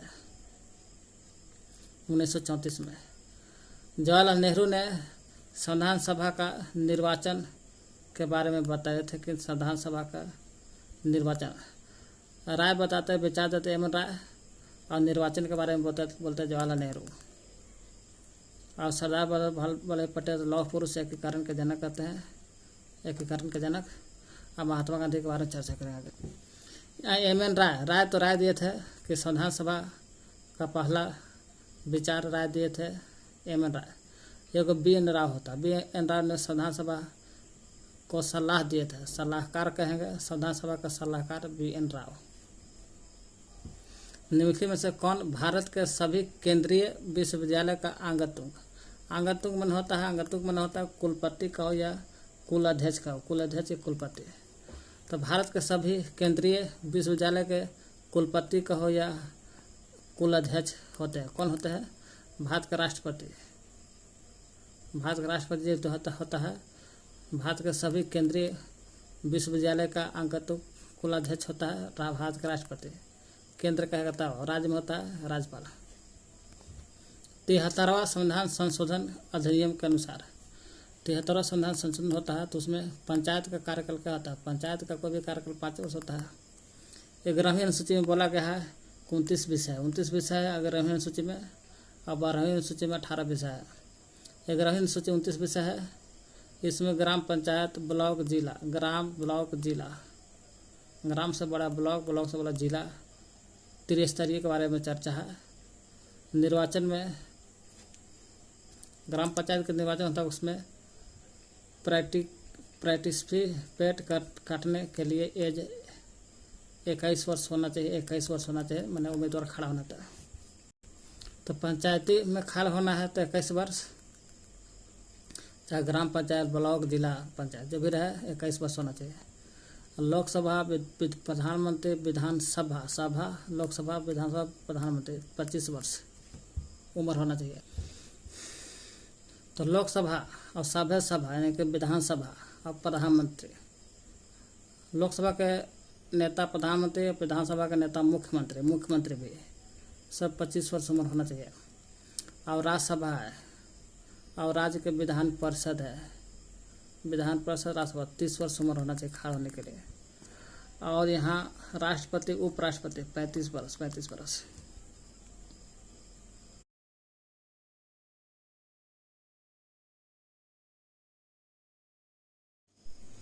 1773 के रेगुलेटिंग एक्ट ऑफ इंडिया आता है। रेगुलेटिंग ऑफ इंडिया आता है 1773 में। इसी के तहत 73 के रेगुलेटिंग एक्ट ऑफ इंडिया 1773 के तहत 1774 साल भर के बाद 1774 में कलकत्ता में एक सुप्रीम कोर्ट का गठन होता है। सुप्रीम कोर्ट का गठन कलकत्ता में होता है। ऐसे तो सुप्रीम कोर्ट दिल्ली में है, लेकिन उस समय कलकत्ता में था। 1774 में कलकत्ता में सुप्रीम कोर्ट का गठन होता है। फिर 1935 के भारतीय शासन अधिनियम आता है। 73 में रेगुलेटरी आता है। अब भारतीय शासन अधिनियम GOI गवर्नमेंट ऑफ इंडिया भारतीय शासन अधिनियम 1935 में आता है। 1935 के तहत 73 के तहत 74 में होता है कलकत्ता में सुप्रीम कोर्ट। फिर 35 के तहत 2 बरस बाद 37 में 37 में सर्वोच्च न्यायालय संघीय सर्वोच्च न्यायालय का गठन होता है। यह है कलकत्ता में सब सुप्रीम कोर्ट। यह 37 में भारत शासन अधिनियम 35 के तहत 37 में सर्वोच्च न्यायालय संघीय सर्वोच्च न्यायालय का गठन होता है 1937 में। तो क्वेश्चन है निम्नलिखित में से किसके अंतर्गत भारत में सर्वोच्च न्यायालय मैंने सुप्रीम कोर्ट सर्वप्रथम सर्वोच्च न्यायालय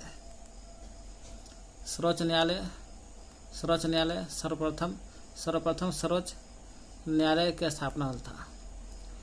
तो सर्वप्रथम सर्वोच्च न्यायालय कोलकाता में था 1973 के रेगुलेटरी एक्ट अधिनियम 1973 का अधिनियम कलकत्ता में 1974 में हुआ था सर्वोच्च न्यायालय की स्थापना का गठन। और भारत सरकार अधिनियम यानी भारत शासन अधिनियम कहिए 1935 के तहत 37 में पूरे देश में, कोलकाता में था केवल, पूरे देश के लिए होता है 37 में संघीय सर्वोच्च न्यायालय 37 में संघीय सर्वोच्च न्यायालय 100 से 37 संघीय सर्वोच्च न्यायालय। भारतीय को 1947 में सार्वभौम सत्ता मैंने 1947 में सार्वभौम सत्ता सौंपने की योजना किस नाम से जानी गई? तो माउंटबेटन योजना था। यही कहा था 1947 में सार्वभौम सत्ता सौंप देंगे, माउंटबेटन योजना। बेवल योजना या बेवल प्लान या शिमला सम्मेलन। बेवल योजना या शिमला सम्मेलन दोनों 1945 में था। एक के नाम दोनों का 1945 में। 3 जून 1947 2 बरस बाद 3 जून 1947 को माउंटबेटन योजना आता है। और माउंटबेटन योजना आता है तो इसी के तहत भारत पाकिस्तान का विभाजन होता है। और पाकिस्तान 14 अगस्त को और भारत 15 अगस्त को 1947 में विभाजन होता है। माउंटबेटन योजना को विभाजन की योजना भी कहते हैं, क्योंकि भारत पाकिस्तान को बांट दिया था। इसलिए 3 जून 1947 को माउंटबेटन योजना को भारत विभाजन की योजना भी कहते हैं। ड्रोन रेखा भारत अफगानिस्तान से पहले ड्रोन रेखा जो बाउंड्री बनाता है अंतर्राष्ट्रीय बाउंड्री भारत अफगानिस्तान, ठीक अब बनता है पाकिस्तान अफगानिस्तान। मिंटो मार्ले सुधार का उद्देश्य क्या था जो 1909 में आया था? 1909 में आया था 1909 मिंटो मार्ले सुधार या मार्ले मिंटो सुधार। इसका उद्देश्य यही था कि पृथक निर्वाचन प्रणाली मैंने अलग अलग निर्वाचन प्रणाली करना था। इस चलते मार्ले मिंटो सुधार आया था 1909 में, है ना। लॉर्ड मिंटो, जो मिंटो था यही लॉर्ड मिंटो को भारत में सांप्रदायिक निर्वाचन का जनक कहते हैं। पूछेगा भारत में सांप्रदायिक निर्वाचन का जनक, तो भारत में सांप्रदायिक निर्वाचन का जनक लॉर्ड मिंटो थे। सांप्रदायिक निर्वाचन जो होता है यही सांप्रदायिक निर्वाचन के जनक लॉर्ड मिंटो थे। यही सांप्रदायिक निर्वाचन धर्म के आधार पर सीटों का आवंटित करना, धर्म के आधार पर सीट देना, वही सांप्रदायिक निर्वाचन होता है, जो मिंटो इसका जनक थे। देखिए संविधान सभा जो बनल था कैबिनेट मिशन से बनल था। कैबिनेट मिशन लगता है 1946 में था। 1946 में आया था। जब 1946 में कैबिनेट मिशन आता है तो संविधान सभा बनाता है। और संविधान सभा बनाता है 1946 में कैबिनेट मिशन आता है। जब 1946 में कैबिनेट मिशन आता है संविधान सभा बनाता है, संविधान सभा बनता है तो पहली बैठक होता 9 दिसंबर 1946 को, सच्चिदानंद सिन्हा अस्थायी अध्यक्ष, और 9-11 दिन के बाद 11 दिसंबर 1946 को पहला अस्थायी अध्यक्ष डॉक्टर राजेंद्र प्रसाद थे। और 11-2-13 में आता है उद्देश्य प्रस्ताव। किस वाद ने, कौन सा वाद था जो संसद को जो संसद है संशोधन करता है संविधान में, वही संसद को मौलिक अधिकार में संशोधन का अधिकार दिया गया। संसद को इतना अधिकार दे दिया है कि मौलिक अधिकार में भी संशोधन कर सकता है संसद। किस वाद में बोला गया है? केशवानंद भारती वाद में बोला गया, 1973 में आया था। केशवानंद भारती वाद 1973 में आता है। बोलता है कि संसद को हक है कि मौलिक अधिकार में भी संशोधन कर सकता है। आर्टिकल 368 में ऐसा बात बोला गया है। आर्टिकल 368 में बोला गया है कि मौलिक अधिकार में भी संशोधन कर सकता है, संसद कर सकता है संशोधन। आर्टिकल 368 में बोला गया है। बात कहाँ बोला गया है? केशवानंद भारती वाद 1973 में। सुप्रीम कोर्ट और हाई कोर्ट दोनों रिट जारी करने की शक्ति है। सुप्रीम कोर्ट भी और हाई कोर्ट दोनों क्या करेगा? रिट जारी करेगा। लेकिन सुप्रीम कोर्ट जारी करेगा तो केंद्र में करेगा रिट जारी, तो आर्टिकल 32 में बोला गया, अनुच्छेद 32 में। और हाई कोर्ट करेगा राज्य में करेगा। जब राज्य में करेगा तो 226 रिट जारी करेगा हाई कोर्ट भी, लेकिन 226 के अनुसार आर्टिकल। तो रिट जारी करने से पहले एक PIL का मतलब जनहित याचिका दायर करना पड़ता है। PIL मतलब जनहित याचिका दायर करता, तब जाके रिट जारी करते हैं। यही PIL के जनक कौन है? पिता है, जनक माने फादर, जस्टिस PN भागवती थे। जस्टिस PN भागवती यही थे, PN भागवती ही PIL जनहित याचिका जारी होता है, तब जाके रिट जारी होता है। और रिट जारी होगा तो सुप्रीम कोर्ट 32 के अनुसार, हाई कोर्ट 226 के अनुसार रिट जारी करेगा। 32 को अम्बेडकर ने कहा था संविधान का हृदय और आत्मा। संविधान का हृदय भी है और आत्मा भी है, अनुच्छेद 32। संविधान के अंतर्गत बंदी प्रत्यक्षीकरण, परमादेश या समादेश, हैबकस कॉर्पस रिट। बंदी प्रत्यक्षीकरण परमादेश जारी करने का अधिकार किसमें निहित है? बंदी प्रत्यक्षीकरण परमादेश जारी करने का अधिकार है हाई कोर्ट और सुप्रीम कोर्ट दोनों का है। उच्च न्यायालय, उच्चतम न्यायालय दोनों का है। जब उच्च न्याय करेगा तो अनुच्छेद 32 के अनुसार केंद्र में होगा, और उच्चतम न्यायालय करेगा हाई कोर्ट राज्य में 226 के अनुसार रिट जारी करेगा। और रिटों में कौन? बंदी प्रत्यक्षीकरण है।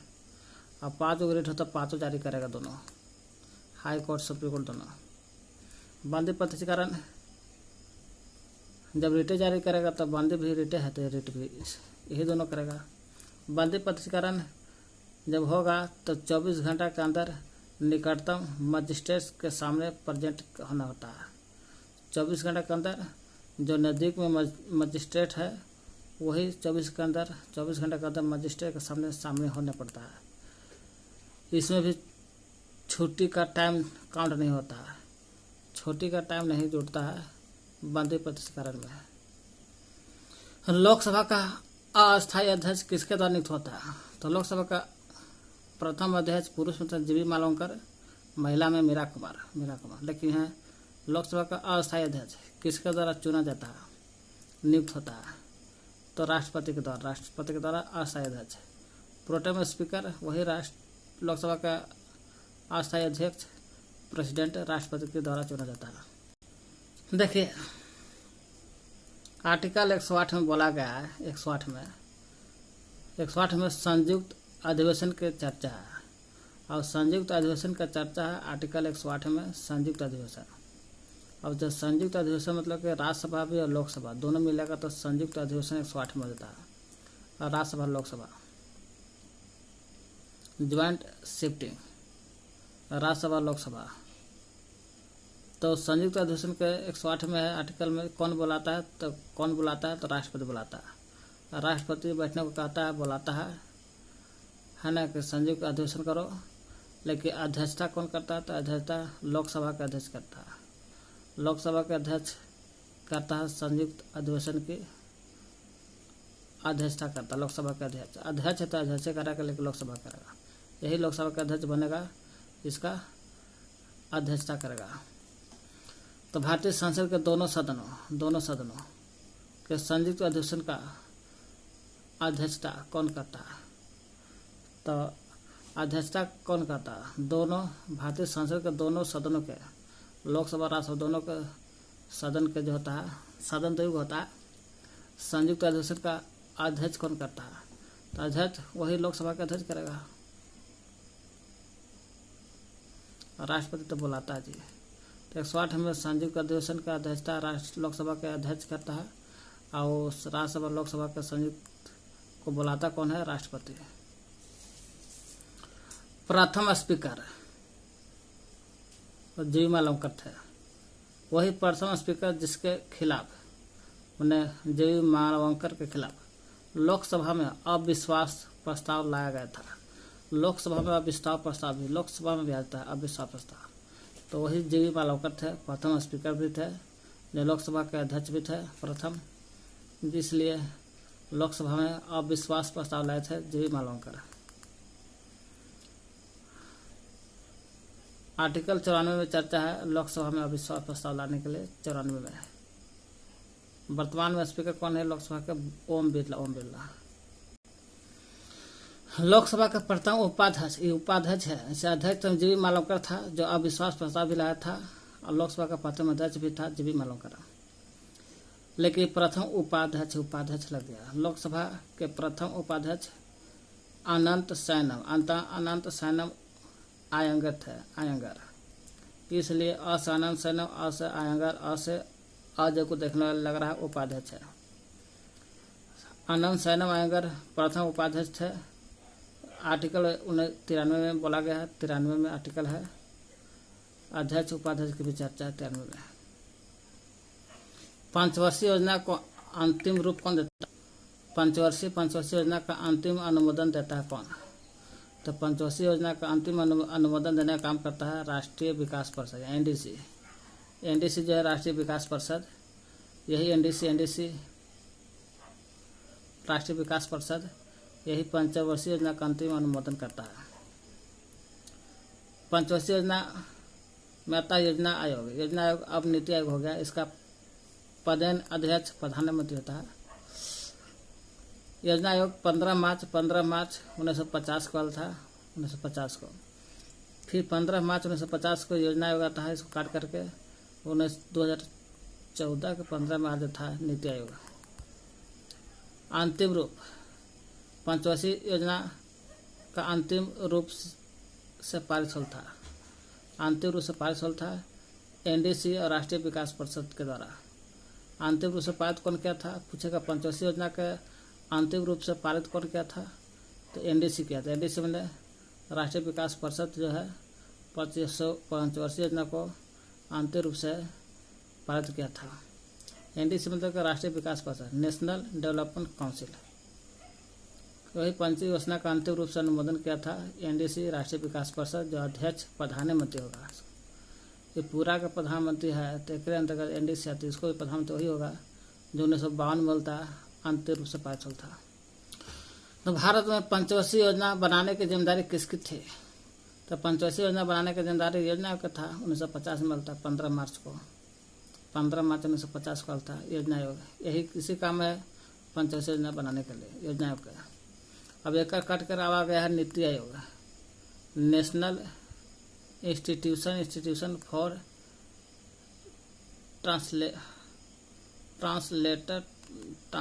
ट्रांसमिशन।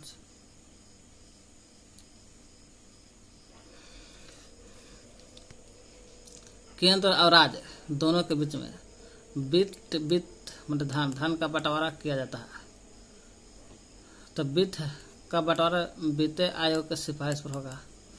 तो केंद्र राज्यों के मध्य वित्त का बंटवारा किया जाता है। तो दूसरा आर्टिकल 280 में बोला गया है केंद्र राज्यों के बीच वित्त का बंटवारा वित्त आयोग की सिफारिश पर होता है। वित्त है तो वित्त आयोग की सिफारिश पर होता है केंद्र राज्यों के बीच में वित्त का बंटवारा। आर्टिकल 280 बोलता है वित्त आयोग का गठन वाला, वही वित्त आयोग। 280 में वित्त आयोग का गठन के बारे में चर्चा है और शक्ति जो है गठन करने की शक्ति किसके पास है? वित्त आयोग को गठन करने की शक्ति राष्ट्रपति के पास है। नीति नहीं रहा, वित्त आयोग है, तो वित्त आयोग का गठन राष्ट्रपति करता है।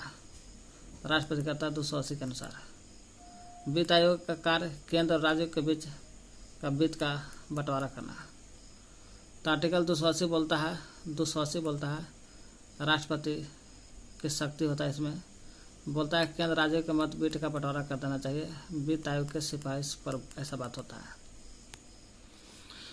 नीति निर्देशक सिद्धांत है। नीति निर्देशक जो है ये वाद जोग नीति नहीं होता। वाद मैंने बात विचार नहीं करने वाला बात बोलता है नीति निर्देशक तत्व।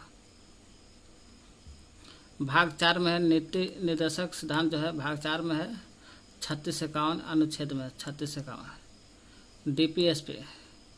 डीपीएसपी नीति निर्देशक सिद्धांत भाग 4 में है। भाग 4 में 3651 आर्टिकल में अनुच्छेद में है।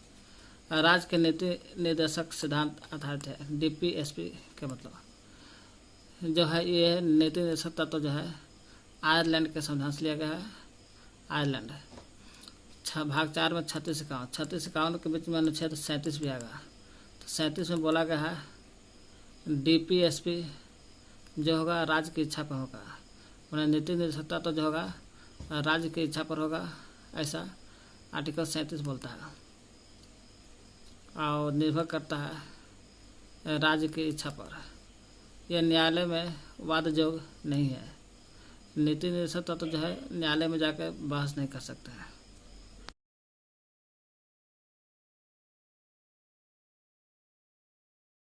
चलते हैं चैप्टर 6 हो गया इंट्रोडक्शन टू माइक्रोसॉफ्ट। माइक्रोसॉफ्ट के हम लोग देखते हैं इसका माइक्रोसॉफ्ट के परिचय, जिसको एम से होता है एम, और सॉफ्ट ऑफिस को बोलते हैं सॉफ्ट ऑफिस, एमएस ऑफिस बोलते हैं। माइक्रोसॉफ्ट ऑफिस, एम से माइक्रो, ए से सॉफ्ट, ओ से ऑफिस। माइक्रोसॉफ्ट ऑफिस है। माइक्रोसॉफ्ट ऑफिस का स्थापना पूछेगा कब होता। स्थापना इसका 4 अप्रैल 1975 को होता। कब होता? 4 अप्रैल 1975 को हुआ। कौन किया था? तो Bill Gates, Paul Allen. Bill Gates किए थे और पॉल एलन किए थे। 4 अप्रैल 1975 को माइक्रोसॉफ्ट का स्थापना हुआ था। इसका मुख्यालय देखा है इसकी रेडमंड, वाशिंगटन यूएस में पड़ता है। पूछेगा एमएस ऑफिस का मुख्यालय एचक्यू हेडक्वार्टर, तो रेडमंड यानी कि वाशिंगटन डीसी में देगा। रेडमंड दिया था ठीक ना, तो वाशिंगटन देगा। ये दोनों में से कोई नहीं देगा तो अमेरिका देवे करेगा।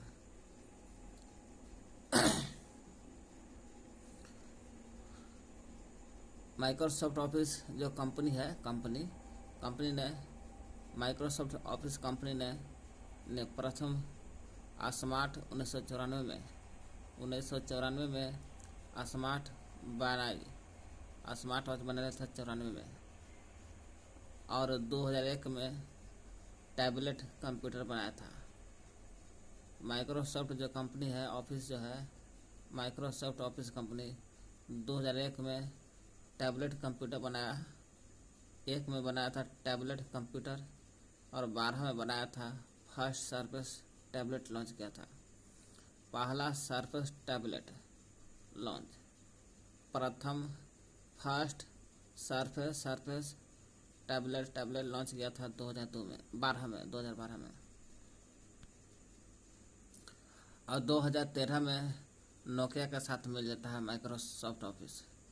2013 में नोकिया के साथ मिल करके डील करता है, और डील करके window based mobile phone launch करता है।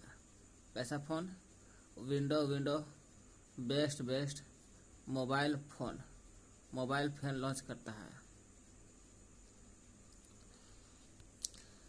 फिर इधर माइक्रोसॉफ्ट ऑफिस के MS ऑफिस के स्थापना होल था। MS ऑफिस के माइक्रोसॉफ्ट ऑफिस का स्थापना 4 अप्रैल 1975 को हुआ था। जब 75 को हुआ था तो बिल गेट्स और पॉल एलन ने किया था। यही बिल गेट्स पॉल एलन, एक और मिल जाते हैं, पॉल एलन था, ये पॉल गिलबर्ट आता है। ये एलन है तो गिलबर्ट आता है। अब बिल गेट्स उसी रहेगा। पॉल एलन और पॉल गिलबर्ट तीनों मिल जाते हैं। तीनों मिल करके 1972 में है ना, 75 में तो 2 को मिलकर बिल गेट्स और पॉल एलन दोनों 75 में माइक्रोसॉफ्ट ऑफिस का आविष्कार किए थे, स्थापना किए थे। जब बिल गेट्स और पॉल एलन ने कहा कि हम लोग दोनों मिलकर माइक्रोसॉफ्ट ऑफिस की स्थापना कर दी है 1975 को, हम लोग 3 वर्ष पहले ही 1972 में। एगो पॉल गिलबर्ट है और बिल गेट्स और पॉल एलन, ये तो ये है, पॉल गिलबर्ट आ जाता है और तीनों मिल करके गिलबर्टवा तीनों मिल करके 1972 में ट्रैफिको डाटा कंपनी शुरू किया। क्या किया? ट्रैफिको डाटा कंपनी शुरू किया। इसका काम यही है कि ट्रैफिको डाटा है तो वही ट्रैफिको डाटा को कलेक्ट करेगा, चुनेगा और चुन करके रिपोर्ट तैयार करना था। ताकि ट्रैफिको डाटा कंपनी शुरू हुआ, इसका यही ध्यान था, कलेक्ट करना था। कलेक्ट करके ट्रैफिको डाटा कंपनी को कलेक्ट करना है, चुनना है, चुन करके रिपोर्ट तैयार करना है। लेकिन यह ट्रैफिको डाटा कंपनी जो है सफल नहीं होता है। लेकिन भले यह ट्रैफिक डाटा कंपनी सफल नहीं होता है, लेकिन माइक्रोसॉफ्ट समझाने में सफल होता है। यही माइक्रोसॉफ्ट समझाने में सफल कौन होता है? ट्रैफिको डाटा कंपनी। तो कहेगा माइक्रोसॉफ्ट ऑफिस का स्थापना 4 अप्रैल 1975 को हुआ। कौन किया? Bill Gates, Paul Allen. फिर स्थापना कर लिया तो 75 में, 3 वर्ष पहले ही, यानी कि 72 में बिल गेट्स, पॉल एलन और पॉल गिलबर्ट आता है। गिलबर्ट तीनों मिलकर 72 में ट्रैफिको डाटा कंपनी शुरू करता है। ट्रैफिको डाटा कंपनी शुरू किया है ना, तो लेकिन सफल नहीं होता है, फेल हो जाता है ना, क्योंकि इसको तैयार करना था रिपोर्ट देने के लिए। ट्रैफिको डाटा कंपनी का काम था कि रिपोर्ट देना, लेकिन सफल हो जाता नहीं, फेल हो जाता है। लेकिन माइक्रोसॉफ्ट समझाने में सफल होता है। भले ट्रैफिको डाटा, इसका कार्य है ट्रैफिको डाटा कलेक्ट करके रिपोर्ट तैयार करना था, लेकिन सफल नहीं होता है। लेकिन माइक्रोसॉफ्ट समझाने में सफल हो जाता है। फिर देखे माइक्रोसॉफ्ट कंपनी ने, माइक्रोसॉफ्ट का हो या माइक्रोसॉफ्ट एक कंपनी है और का, ने प्रथम 1994 में स्मार्ट वॉच बनाया था। कौन सा वॉच? स्मार्ट वॉच बनाया था 94 में बनाता है प्रथम बार स्मार्ट वॉच, जो आज हम लोग घड़ी बांधते हैं। और 2001 में, 94 के बाद 2001 में एक में टैबलेट कंप्यूटर बनाया। जब टैबलेट कंप्यूटर बना एक में, तो 12 वर्ष बाद 2012 में फर्स्ट सरफेस टैबलेट लॉन्च किया गया। फर्स्ट सरफेस टैबलेट लॉन्च हुआ। 2013 में नोकिया के साथ मिल जाता है। 94 में स्मार्ट वॉच, एक में टैबलेट कंप्यूटर, सीधे एक के बाद 12 में आइए फर्स्ट सरफेस टैबलेट लॉन्च होता है। फर्स्ट सरफेस टैबलेट लॉन्च हुआ